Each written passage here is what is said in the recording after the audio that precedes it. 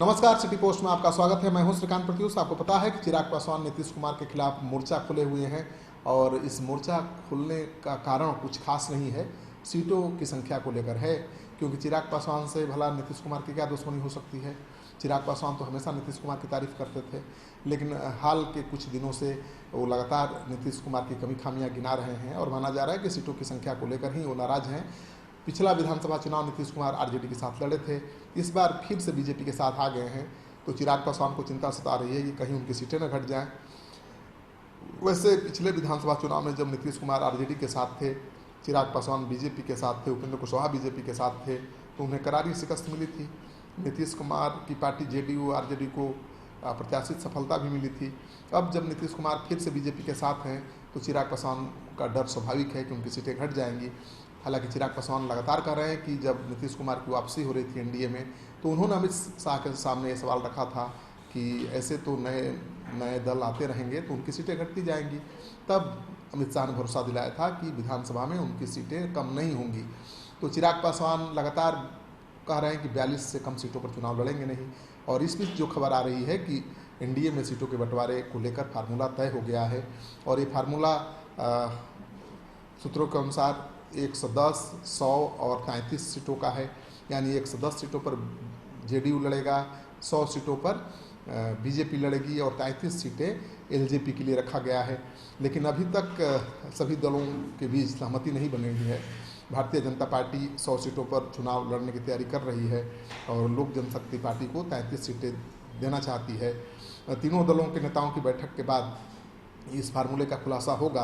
ये सूत्रों के हवाले से फार्मूला सामने आया है और इसके जब तीनों दल के नेता बैठेंगे, आपसी सहमति बनेगी, तभी ज्वाइंट प्रेस कॉन्फ्रेंस में ऐलान होगा सीटों को बंटवारे का। 2020 के चुनाव में जेडीयू एक बार फिर एनडीए के साथ है, आपको पता ही है। पिछला चुनाव उन्होंने आरजेडी के साथ लड़ा था। बिहार की सत्ता में 15 साल से नीतीश कुमार की पार्टी काबिज है और हमेशा नीतीश कुमार बड़े भाई की भूमिका में रहे हैं। बीच में वो चले गए आरजेडी के साथ, फिर वापसी उनकी हुई है, फिर से वो बड़े भाई की भूमिका में रहना चाहते हैं और ज़्यादा से बीजेपी से ज़्यादा सीटों पर चुनाव लड़ना चाहते हैं। 2015 में जेडीयू 100 सीटों पर चुनाव लड़ा था आरजेडी के साथ जब उसका अलायंस था। आरजेडी भी उतनी ही सीटों पर चुनाव लड़ा था।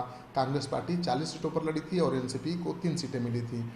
लेकिन तारिक अनवर के खुद को महागठबंधन से अलग करने के बाद जो स्थिति बनी है, तीनों दलों के पास एक एक सीट चली गई थी। जेडीयू ने 101 सीट पर प्रत्याशी उतारे थे और 71 सीटों पर उसे जीत मिली थी। 2005 और 2010 के चुनाव की तरह 2020 में जेडीयू बीजेपी के साथ है और 2020 में रामविलास पासवान की एलजेपी भी 2019 के लोकसभा चुनाव के दौरान से ही सम्मानजनक सीटों की मांग पर जोर दे रही है। तो पेच फंसा हुआ है।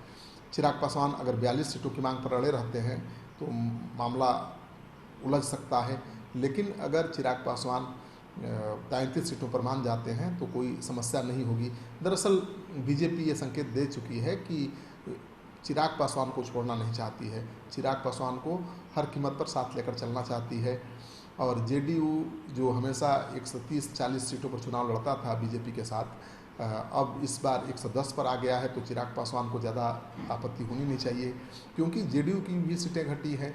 लेकिन चिराग पासवान पहले ही एक नया फार्मूला दे चुके हैं, आपको पता ही है। चिराग पासवान का फार्मूला है कि लोकसभा सीटों के परफॉर्मेंस के आधार पर सीटों का बंटवारा होना चाहिए और उसके अनुसार 96 सीटें केवल जेडीयू को मिलनी चाहिए, 105 सीटें बीजेपी के खाते में जानी चाहिए और 42 सीटें एलजेपी को मिलनी चाहिए। लेकिन ये चिराग पासवान का फार्मूला है। एनडीए का जो फार्मूला है, यानी जेडीयू बीजेपी के बीच जो सहमति बनी है, वो फार्मूला मैं आपको बता रहा हूँ कि 110 सीटों पर जेडीयू लड़ेगा चुनाव, 100 सीटों पर बीजेपी लड़ेगी और 33 सीटों पर एलजेपी लड़ेगा। अब चिराग पासवान पर सब कुछ निर्भर करता है। बीजेपी जेडीयू के बीच सहमति बन चुकी है, केवल चिराग पासवान के फैसले का इंतजार है। तीनों दल के नेता जब साथ बैठेंगे, आपसी सहमति बन जाएगी तो ज्वाइंट प्रेस कॉन्फ्रेंस में सीटों के बंटवारे का ऐलान हो जाएगा। इस वीडियो को ज़्यादा से ज़्यादा लोगों के साथ शेयर करिए ताकि लोगों को पता चले कि चिराग पासवान को मनाने की कोशिश जारी है, बीजेपी उनको छोड़ना नहीं चाहती है। जेडीयू की सीटें पहले से घट गई हैं, बीजेपी और जेडीयू के बीच केवल 10 सीटों का फासला है। चिराग पासवान की भी उतनी ही सीटें घटी हैं, 10 ही घटी हैं। तो उम्मीद की जा रही है कि चिराग पासवान को बीजेपी मना लेगी। आपका सहयोग समर्थन लगातार मिल रहा है, इसे बनाए रखिएगा। अगर आपने अब तक हमारा चैनल सब्सक्राइब नहीं किया है तो ज़रूर कर लीजिएगा। आपके एक सब्सक्रिप्शन से सिटी पोस्ट का हौसला बढ़ता है।